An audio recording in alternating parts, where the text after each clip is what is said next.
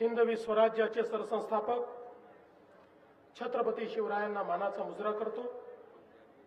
भारतीय राज्यघटनेचे शिल्पकार भारतरत्न डॉक्टर बाबासाहेब आंबेडकर यांना मानवंदना अर्पित करतो।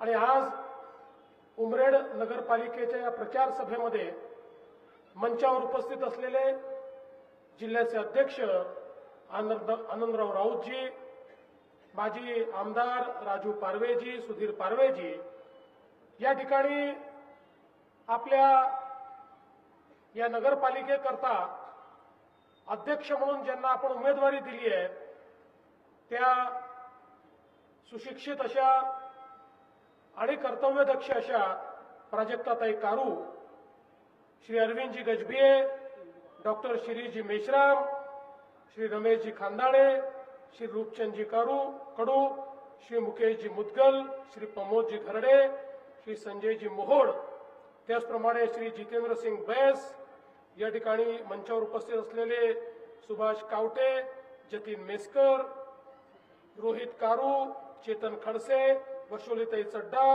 श्रीराम वराडे, मनोज दंदाडे, सतीश चौधरी, निखिल येणे, दामोदर मुंदज, विनोद जुवार, तुषार ढोरे, श्रीकांत पांडे, वृषालीताई राऊत, मंचावर उपस्थित सर्व मान्यवर आणि या ठिकाणी उपस्थित सर्व माझ्या लाडक्या बहिणींनो आणि तितक्याच लाडक्या भावांनो, आज संविधान दिवस आहे। 26 नोव्हेंबर 1949 ला भारतरत्न डॉक्टर बाबासाहेब आंबेडकरांच्या नेतृत्वामध्ये संविधानाचं ड्राफ्टिंग पूर्ण होऊन ते संविधान आपल्या संविधान सभेने अंगीकारलं आणि 26 जानेवारी 1950 ला ते पूर्ण देशामध्ये लागू केलं। आणि म्हणून आजचा दिवस हा अतिशय महत्त्वाचा दिवस आहे की ज्या दिवशी आपलं संविधान तयार झालं आणि ज्या दिवशी आपल्या देशाने लोकशाही स्वीकारली आणि या देशावर कोण राज्य करेल तर जनता ज्याला निवडून देईल तेच या देशावर राज्य करतील, अशा प्रकारची लोकशाही आपल्या देशामध्ये या संविधानाने दिली। या संविधानाने प्रत्येक व्यक्तीला एक मताचा अधिकार दिला। तो गरीब असेल तरी एक मत, तो श्रीमंत असेल तरीही एक मत। आणि या संविधानाने सगळ्यात मूलभूत जर काही बदल केला असेल तर तो हा बदल केला की पूर्वीच्या काळी राणीच्या पोटी राजा जन्माला यायचा, राणी ज्याला जन्म घालायची तो राजा व्हायचा। पण आपल्या संविधानाने सांगितलं आता राजा हा राणीच्या पोटी जन्माला येणार नाही, तो मताच्या पेटीतून जन्माला येईल आणि मतदानाचा अधिकार आपल्याला दिला आणि त्या मताच्या पेटीतून आपला सेवक अशा प्रकारचा जन्म देण्याचा अधिकार हा आपल्याला मिळाला। आणि म्हणूनच ज्या संविधानाने या देशामध्ये लोकशाही रुजवली त्या संविधानाच्या प्रती आज आपण सगळे नतमस्तक होऊया आणि आज हा संकल्प करूया की जोपर्यंत सूर्य आणि चंद्र आहे तोपर्यंत या संविधानाचा सन्मान होत राहील आणि या संविधानाप्रमाणेच आमचं आचरणही असेल आणि आमचा राज्य कारभार देखील त्याच पद्धतीनं चालेल। आज खरं म्हणजे मी इथे आलो असताना खरं तर ही निवडणुकीची सभा आहे, पण मी तुम्हाला सांगण्याकरता आलोय, मी कोणावर टीका टिप्पणी करण्याकरता आलो नाही, कोणाची निंदा नालस्ती करण्याकरता आलो नाही, कोणाला खाली दाखवण्याकरता देखील आलेलो नाही। मी या ठिकाणी एक सकारात्मक मत मागण्याकरता आलोय। कारण या देशामध्ये आपल्या देशाचे प्रधानमंत्री माननीय नरेंद्र मोदीजी यांनी ज्या प्रकारे एक विकासाच्या माध्यमातून परिवर्तन करून दाखवलं आणि हे परिवर्तन झाल्यानंतर आज आपण पाहतोय की दर दिवशी आपला देश विकासाची नवी पायरी चढतोय। आणि अशा या सगळ्या परिस्थितीमध्ये आता या नगरपालिकेच्या निवडणुकांमध्ये आम्हाला आमचे उमेदवार निवडून आणायचे आहेत। ही नगरपालिका भारतीय जनता पक्षाची करायची आहे, ती केवळ आमचा झेंडा लागला पाहिजे म्हणून नाही, केवळ आमचा नगराध्यक्ष बसला पाहिजे म्हणून नाही, केवळ आम्हाला खुर्च्या तोडायच्या आहेत म्हणून नाही, तर आमच्याकडे शहर विकासाचा आराखडा आहे. आमच्याकडे जनसामान्यांच्या आशा आकांक्षा पूर्ण करण्याकरता एक नीती आहे, ती आमची नियत आहे. ती या ठिकाणी खऱ्या अर्थानं दाखवण्याकरता आणि या उमरेड शहरामध्ये जनसामान्यांच्या समस्या सोडवण्याकरता आम्ही एक सकारात्मक मत या ठिकाणी मांडतो. आपल्याला कल्पना आहे, आपल्या देशामध्ये अनेक वर्षापर्यंत शहरीकरणाला आपण अभिशाप समजत होतो. आपल्या देशात आपली भूमिका होती आणि ती योग्यच होती की भारत हा गावांमध्ये राहतो, त्यामुळे गावांचा विकास झाला पाहिजे आणि म्हणून आपण गावांचा विकास तर करत होतो. पण त्याच वेळी आपल्या तत्कालीन राज्यकर्त्यांना लक्षात आलं नाही की अन्न वस्त्र निवारा आणि शिक्षण आरोग्य रोजगार याकरता लोक गावाकडनं शहराकडे गेले. लोक शहरामध्ये आले, शहरं मोठी झाली, परंतु या शहरांमध्ये आलेल्या लोकांना राहण्याची जागा नव्हती. त्यामुळे अतिक्रमण झाली, काही प्रमाणात झोपडपट्ट्या तयार झाल्या. शहरामध्ये लोकसंख्या वाढली, पण आपण पिण्याच्या पाण्याची सोयच केली नाही. त्यामुळे पाण्याचा प्रश्न निर्माण झाला. इतके लोक आले, कचऱ्याची समस्या निर्माण झाली. इतके लोक आले, नाल्यातनं मैला वाहू लागला, तोच आपल्या विहिरींमध्ये जायला लागला, आपल्या तलावांमध्ये, आपल्या नद्यांमध्ये, आपल्या नाल्यांमध्ये सगळीकडे तो जायला लागला. आपल्या जमिनी खराब करायला लागला, आपल्या पर्यावरण खराब करायला लागला. पण राज्यकर्त्यांनी कधीही शहराकडे लक्ष दिलं नाही. मात्र ज्यावेळी मोदीजी पहिल्यांदा देशाचे प्रधानमंत्री झाले आणि प्रधानमंत्री झाल्यानंतर मोदीजींनी त्या ठिकाणी सांगितलं की या शहरीकरणाला अभिशाप समजू नका. देशाचा 65% जीडीपी हा शहराच्या माध्यमातून तयार होतो. देशामध्ये रोजगाराची निर्मिती ही शहराच्या माध्यमातून त्या ठिकाणी होते आणि म्हणून शहरीकरणाला एक संधी समजून चांगली शहरं तयार करण्याचा प्रयत्न करा, शहरामध्ये सुविधा देण्याचा प्रयत्न करा.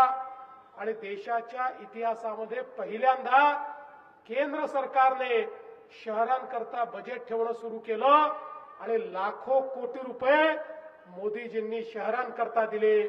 आज जे परिवर्तन आपल्याला या ठिकाणी पाहायला मिळतंय, मोठ्या प्रमाणामध्ये आज आपल्याला पिण्याच्या पाण्याच्या योजना, सांडपाण्याच्या योजना अनेक शहरामध्ये तयार होताना दिसत आहेत. याचं कारण मोदीजींनी अटल अमृत सारखी योजना आणली आणि या योजनेतनं वेगवेगळ्या राज्यांना पैसा दिला. आज महाराष्ट्रासारख्या राज्याला जवळजवळ 50,000 कोटी रुपये हे या योजनेच्या माध्यमातून मिळाले, जे वेगवेगळ्या शहरांमध्ये आपण वेगवेगळ्या योजनांकरता त्या ठिकाणी नेले.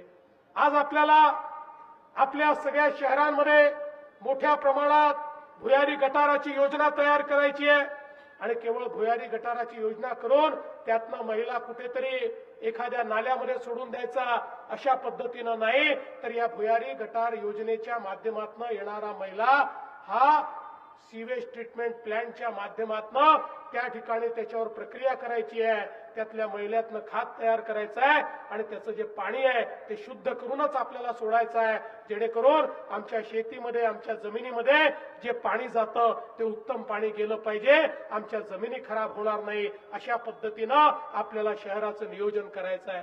आज शहरामध्ये आपल्या अमृत योजनेच्या माध्यमातून मोदीजींनी आपल्याला सांगितलंय, प्रत्येक शहरामध्ये आपल्याला 365 दिवस प्रत्येक घरामध्ये शाश्वत आणि चांगल्या पद्धतीचा पाणी पुरवठा आला पाहिजे. त्याकरता हजारो कोटी रुपये आज मोदीजींनी आपल्याला उपलब्ध करून दिले आहेत. अनेक शहरांमध्ये त्याची कामं ही या ठिकाणी चाललेली आहेत आणि त्या माध्यमातून प्रत्येक घरात पिण्याचं पाणी चाललेलं आहे. आज आपल्याला या अमृत योजनेच्या माध्यमातून उद्यानं असतील, खेळाची मैदानं असतील, या ठिकाणी वेगवेगळ्या प्रकारचं सौंदर्यीकरण असेल, आपल्या तलावाचं सुशोभीकरण असेल, अशा अनेक कामांकरता केंद्र सरकार, राज्य सरकारच्या माध्यमातून आज हजारो कोटी रुपयाचा निधी हा आपल्याला उपलब्ध करून देत आहे. आणि बंधू भगिनींनो, म्हणूनच आज आपल्याकडे विकासाचं एक मानचित्र आपण तयार केलंय. हे विकासाचं मानचित्र आपल्या शहरामध्ये आपल्याला प्रत्यक्षात उतरवायचं असेल तर त्याचं उपकरण काय आहे, त्याचं उपकरण ही नगरपालिका आहे. त्याचं उपकरण नगरपालिकेच्या माध्यमातून होणारा विकास आहे. पण या नगरपालिकेमध्ये जर मोदीजींच्या आणि आपल्या विजनला साजेस, आपल्या दृष्टीला साजेस, आपण तयार केलेल्या आराखड्याला साजेस अशा प्रकारचं नेतृत्व नसेल तर तुमच्याकरता कितीही योजना आणल्या तरी त्या तुमच्यापर्यंत पोहोचणार नाहीत. त्या योजना मध्ये कुठेतरी अडकतील. आणि म्हणून हे जे उपकरण आहे दिल्ली आणि मुंबई तर आहेच, पण त्याच्यासोबत जोपर्यंत उमरेड ही आपल्या विचाराने प्रेरित होऊन या ठिकाणी नगरपालिका चालत नाही तोपर्यंत हे विजन आपण प्रत्यक्षात आणू शकत नाही. उमरेडकर जनतेने 2017 साली आपल्याला आशीर्वाद दिला होता आणि त्यानंतर मोठ्या प्रमाणात निधी आपण त्या ठिकाणी दिला. आमचे पारवे साहेब या ठिकाणी आहेत, ते त्या काळात आमदार होते. त्यांनी देखील हे बघितलं. इतक्या मोठ्या प्रमाणात ठोक तरतुदीतून वेगवेगळ्या कामाकरता आपण त्या ठिकाणी निधी दिला आणि नगर विकास मधून देखील खूप मोठ्या प्रमाणात निधी दिला. जवळपास 50 कोटीची विविध विकास कामं आपण त्यावेळी हातामध्ये घेतली. ठोक तरतुदीतून 12 कोटीची कामं आपण त्या काळामध्ये घेतली. तलावासाठी देखील जवळपास 2 कोटी रुपये दिले. आता 35 लाखाकरता काम थांबलेलं आहे. काळजी करू नका, निवडणूक झाल्याबरोबर तेही पैसे आपण देऊ आणि तेही काम आपण या ठिकाणी पूर्ण करू. अटल उद्यान, शिवाजी महाराज उद्यान, अनेक कामं या ठिकाणी आपण हातामध्ये घेतली आणि त्यातली काही कामं झाली आहेत, काही कामं पूर्ण करायची आहेत. आणि एवढंच नाही तर आता भुयारी गटार योजनेचा जवळपास 250 कोटी रुपयाचा प्रस्ताव देखील आमच्याकडे आलेला आहे. काळजी करू नका. शेवटी आपलं जे सरकार आहे हे काम करणारं सरकार आहे. प्रत्येक शहरामध्ये निधी देण्याकरता आपल्याला आता मोठ्या प्रमाणात मोदीजींनी पैसा दिलाय. त्यामुळे तो निधी तुमच्यापर्यंत पोहोचवण्याचं काम हे या निमित्ताने आम्ही करणार आहोत. बंधू भगिनींनो, मी तर तुम्हाला हे सांगू इच्छितो की आता ज्या प्रकारे माननीय गडकरी साहेबांच्या नेतृत्वामध्ये या नागपूर जिल्ह्यामध्ये आपण एक परिवर्तन गेल्या 10 वर्षात केलेलं आहे. तुम्ही आठवा 10 वर्षापूर्वीचा आपला जिल्हा आणि आताचा आपला जिल्हा, 10 वर्षापूर्वीचे रस्ते आणि आताचे रस्ते, 10 वर्षापूर्वीचे इन्फ्रास्ट्रक्चर आणि आताचे इन्फ्रास्ट्रक्चर, इतक्या मोठ्या प्रमाणात हे परिवर्तन झालेलं आहे. आता देशामध्ये नागपूर जिल्ह्यात होणारी जी कामं आहेत त्याची नावं देखील लोक घेतात. इतक्या मोठ्या प्रमाणात आपण काम केलंय. आज आपल्याकडे उद्योग देखील मोठ्या प्रमाणात येत आहेत. आपल्या इथे MIDC मध्ये वेगवेगळे उद्योग येऊन राहिलेले आहेत. आज आपल्या मुलांच्या हाताला काम देण्याकरता आपण गुंतवणूक आणतो आहोत. आता नागपूर जिल्हा हा गुंतवणुकीच्या दृष्टीनं जे गुंतवणूकदार आहेत त्यांचा पहिला प्रेफरन्स झालेला आहे. आता तर अशी अवस्था आहे की आमच्या नागपूर जिल्ह्यातल्या सगळ्या MIDC मध्ये मोठ्या प्रमाणात गुंतवणुकीकरता जागांची मागणी आहे. पण ही मागणी होत असताना आम्ही गुंतवणूकदारांना सांगतो की तुम्ही गुंतवणूक जरूर करा, पण आमच्या भूमिपुत्रांनाच त्या ठिकाणी तुम्ही प्राधान्य द्या, त्यांच्या हाताला तुम्ही काम द्या. अशा प्रकारचा प्रयत्न देखील या माध्यमातून आपला चाललेला आहे. आणि म्हणून आज हे जे परिवर्तन घडवायचं आहे बंधू भगिनींनो, त्या परिवर्तनाकरता तुमचं मत मागण्याकरता मी या ठिकाणी आलो आहे. प्राजक्ताताई रोहित कारू एक अतिशय सुशिक्षित, स्वतः वेगवेगळे व्यवसाय त्यांनी केलेले आहेत. अनेक महिलांना सोबत घेऊन त्यांनी काम उभं केलेलं आहे. त्यांना नेतृत्वाची जाणीव आहे. नेतृत्वाने कसं काम केलं पाहिजे हे त्यांना समजतं.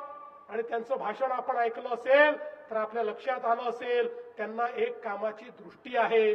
त्यामुळे एक मजबूत नेतृत्व त्यांच्या माध्यमातून आपल्याला मिळणार आहे. मी तर तुम्हाला हे सांगण्याकरता आलो आहे की तुम्ही यांना निवडून द्या. पूर्ण ताकदीने महाराष्ट्राचं सरकार या उमरेडच्या नगरपालिकेच्या पाठीशी मी उभं केल्याशिवाय राहणार नाही. जे जे आश्वासनं आमच्या प्राजक्ताताईंनी आणि आमच्या सगळ्या नगरसेवकांनी दिलेले आहेत ते पूर्ण करण्याची जबाबदारी या ठिकाणी आम्ही घेणार आहोत. हे सांगण्याकरता मी आलो आहे. बंधू भगिनींनो, आपल्याला आमचा स्वभाव माहिती आहे. मी असेल, बावनकुळे साहेब असतील, आमचे नेते गडकरी साहेब असतील, आम्ही बोलून निघून जाणारे लोक नाही आहोत. आम्ही जे सांगतो ते करतो, जे बोलतो ते करून दाखवतो असे लोक आम्ही आहोत. आपल्याला कल्पना आहे आपल्या सगळ्यांच्या आशीर्वादाने 1 वर्षापूर्वी या महाराष्ट्राच्या विधानसभेत एक दणदणीत विजय आपल्याला मिळाला. पुन्हा एकदा तुमच्याच आशीर्वादाने मी मुख्यमंत्री झालो. त्यावेळी काही लोक म्हणायला लागले आता यांचं काम झालं, आता यांना इतके मतं मिळाले, इतके लोक यांचे निवडून आले की आता एक एक योजना हे बंद करणार, आता लाडक्या बहिणीची योजना हे नक्की बंद करणार. 1 वर्ष झालं योजना बंद झाली नाही.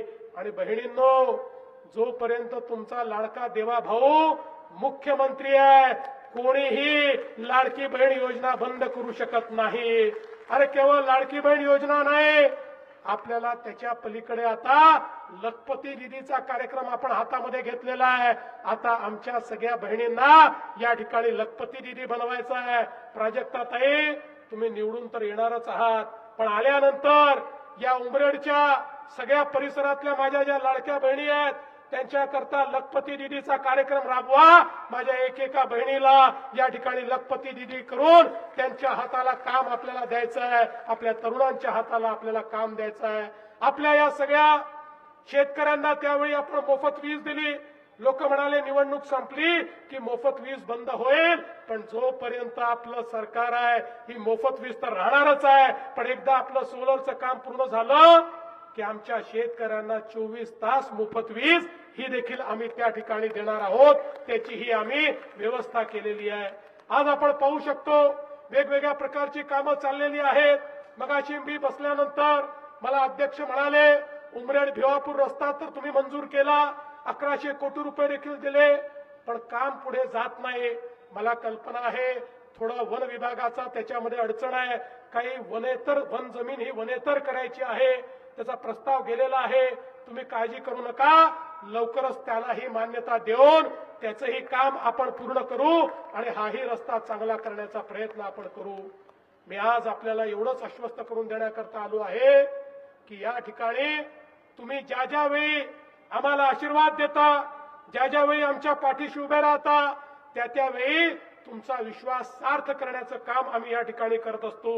मला अध्यक्षांनी लक्ष्मीनारायण मंदिर 150 वर्ष जुनं लक्ष्मीनारायण मंदिर या संदर्भात एक चिठ्ठी दिलेली आहे. काळजी करू नका, आपण तर श्रीरामांना मानणारे लोक आहोत.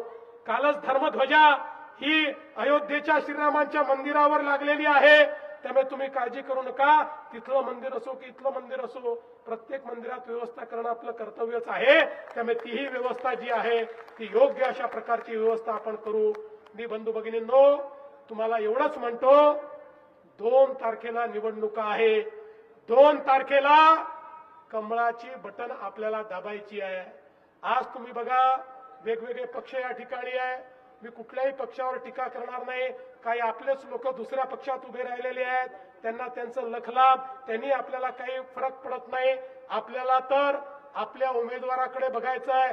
त्यामुळे तुम्हाला एवढीच विनंती करतो, 2 तारखेला कमळाची काळजी तुम्ही घ्या. पुढची 5 वर्ष तुमची काळजी हा देवा भाऊ घेईल, एवढंच तुम्हाला या निमित्ताने सांगतो. आणि आपल्या प्राजक्ताताईंना आणि संपूर्ण आपल्या उमेदवारांना या ठिकाणी आपण निवडून द्यावं एवढीच विनंती करून माझे 2 शब्द संपवतो. धन्यवाद.